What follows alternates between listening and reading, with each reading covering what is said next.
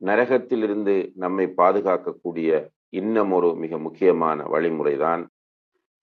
அனஸ் ரலியல்லாஹு அன்ஹு அவர்கள் அறிவிக்கிறார்கள், நபி ஸல்லல்லாஹு அலைஹி வஸல்லம் அவர்கள் கூறினார்கள், யாரொருவர் காலையில் அல்லது மாலையில், காலையாகும் போது அல்லது மாலையாகும் போது, அல்லாஹும்ம இன்னி அஸ்பஹ்து உஷ்ஹிதுக வ உஷ்ஹிது ஹமலத அர்ஷிக் வ மலாயிகதக் வ ஜமீஅ ஹல்கிக் அன்னக அன்தல்லாஹ் லா இலாஹ இல்லா அன்த் வ அன்ன முஹம்மதன் அப்துக வ ரசூலுக் என்று சொன்னால், அஅதகல்லாஹு ருபஅஹு மினன் நார், அவரை அல்லாஹு தஆலா நரகத்திலிருந்து அவருடைய நான்கில் ஒரு பகுதியை பாதுகாக்கிறார்.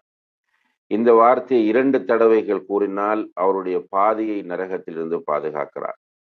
3 தடவை கூறினால் 4 3 பகுதியை நரகத்திலிருந்து பாதுகாக்கிறான்.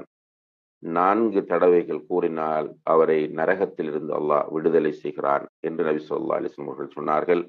இந்த செய்தி சுனன் அபி தாவூதில் 5069வது இலக்கத்திலே பதிவு செய்யப்பட்ட ஒரு ஆதாரபூர்வமான செய்தியாகும்.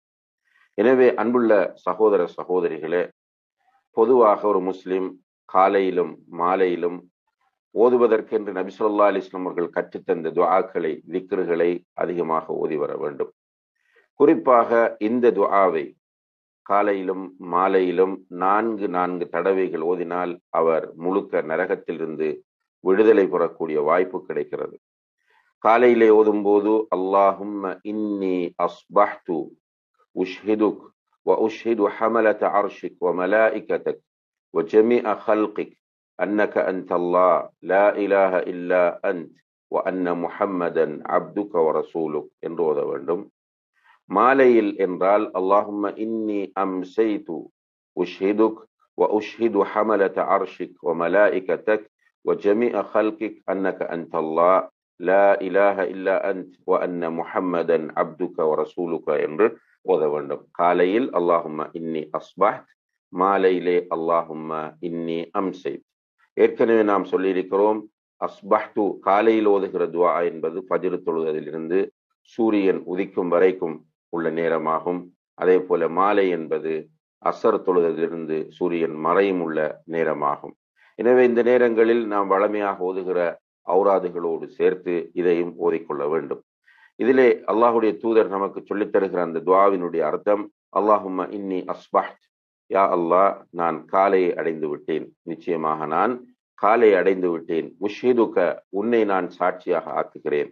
வ உஷ்ஹிது ஹமலத அர்ஷிக், உன்னுடைய அர்ஷை சுமக்கக்கூடிய மலக்குகளையும் சாட்சியாக வைத்து சொல்லுகிறேன். வ மலாயிகதக், உன்னுடைய அனைத்து மலக்குகளையும் சாட்சியாக வைத்து சொல்கிறேன்.